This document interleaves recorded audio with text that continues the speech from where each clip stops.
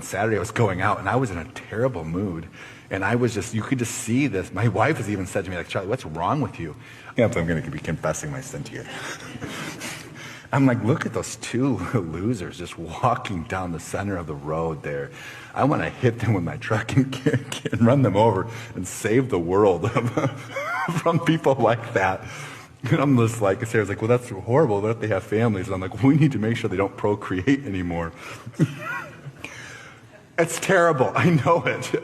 This is just going on in my mind. So don't tell me you don't have any bad thoughts, guys. I can't be the only sinner in this room. And it doesn't matter how I present myself or what I say. The nature is there. But what didn't I do? I didn't run them over. You know, there was something to withhold. All right, so let's talk about this.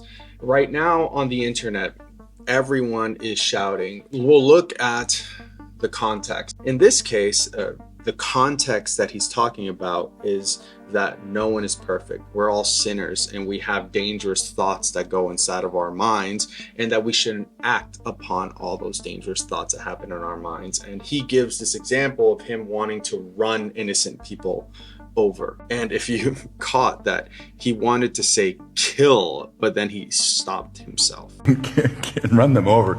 Can't run them over. Now, at a pastoral level, this is a huge failure, because our congregations expect us to be moral examples. They expect us to have Christ-like responses when we are under temptation. They don't expect us to be perfect, but they sure don't expect us to be worse than them. And a comment like this can so easily erode trust, because the question now is my pastor safe to be around? And that harms pastoral effectiveness. But what I really want to talk about is the danger of the idea that he's communicating, where he is confusing restraint with righteousness. The pastor is framing restraint on acting on sinful desire as righteousness. But biblically, righteousness is not merely about external action, it's about the transforming of the heart. Jesus continually pushes against just simple external restraint to the deeper condition of desire. In Matthew chapter 5, verse 21 through 22, Jesus says,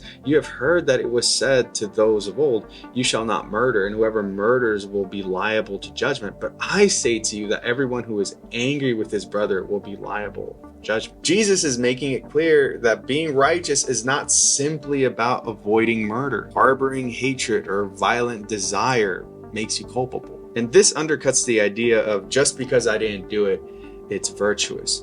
Because restraint is not the same as righteousness.